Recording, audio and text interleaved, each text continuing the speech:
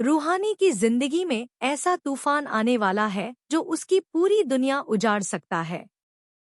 क्या वह सच में गुरु को छोड़कर गौतम की पत्नी बनने पर मजबूर हो जाएगी, या फिर यह सब तेजस्वी की अब तक की सबसे खतरनाक साजिश है?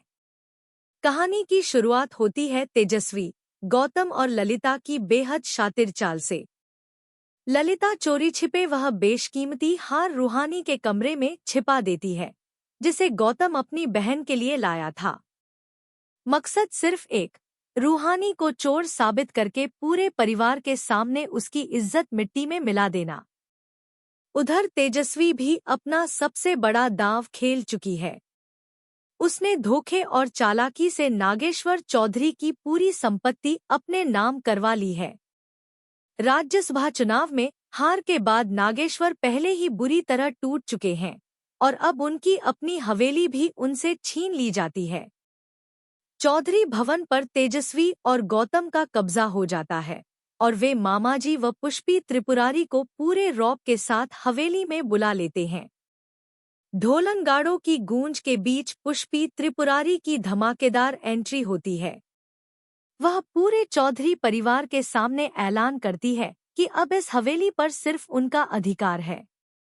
यह सुनते ही पूरा परिवार सदमे में डूब जाता है और किसी को समझ नहीं आता कि आखिर इतनी बड़ी बाजी कैसे पलट गई। लेकिन असली भूचाल तो तब आता है जब गौतम सारी हदें पार कर देता है। वह सबके सामने जबरदस्ती रूहानी की मांग में सिंदूर भर देता है और बेहिचक ऐलान करता है कि अब रूहानी उसकी पत्नी है।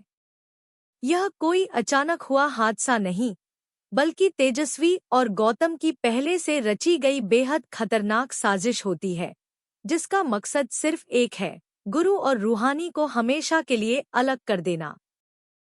इसके बाद गौतम रूहानी के सामने ऐसी शर्त रखता है जिसे सुनकर उसकी रूह कांप उठती है। वह कहता है कि अगर गुरु और उसका पूरा परिवार फिर से चौधरी भवन में रहना चाहता है, तो रूहानी को उसे अपना पति मानना ही होगा। अपने परिवार को बचाने की मजबूरी में रूहानी अंदर ही अंदर टूटने लगती है। उसकी आंखों में बेपसी, दिल में दर्द और चेहरे पर मजबूरी साफ दिखाई देने लगती है।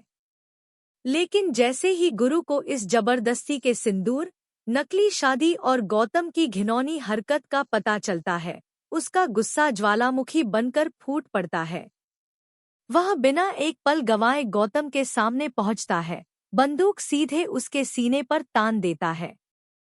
वह सबके सामने जबरदस्ती रूहानी की मांग में सिंदूर भर देता है और बेहिचक ऐलान करता है कि अब रूहानी उसकी पत्नी है। यह कोई अचानक हुआ हादसा नहीं, बल्कि तेजस्वी और गौतम की पहले से रची गई बेहद खतरनाक साजिश होती है, जिसका मकसद सिर्फ एक है, गुरु और रूहानी को हमेशा के लिए अलग कर देना। इसके बाद गौतम रूहानी के सामने ऐसी शर्त रखता है जिसे सुनकर उसकी रूह कांप उठती है। वह कहता है कि अगर गुरु और उसका पूरा परिवार फिर से चौधरी भवन में रहना चाहता है, तो रूहानी को उसे अपना पति मानना ही होगा। अपने परिवार को बचाने की मजबूरी में रूहानी अंदर ही अंदर टूटने लगती है। उसकी आंखों में बेपसी, दिल में दर्द और चेहरे पर मजबूरी साफ दिखाई देने लगती है। लेकिन जैसे ही गुरु को इस जबरदस्ती के सिंदूर, नकली शादी और गौतम की घिनौनी हरकत का पता चलता है, उसका गुस्सा ज्वालामुखी बनकर फूट पड़ता है।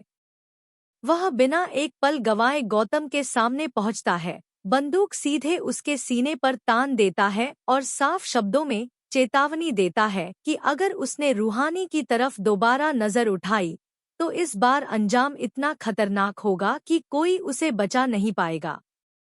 अब सवाल सिर्फ इतना है कि क्या गुरु रूहानी को इस साजिश से बचा पाएगा, या फिर तेजस्वी और गौतम की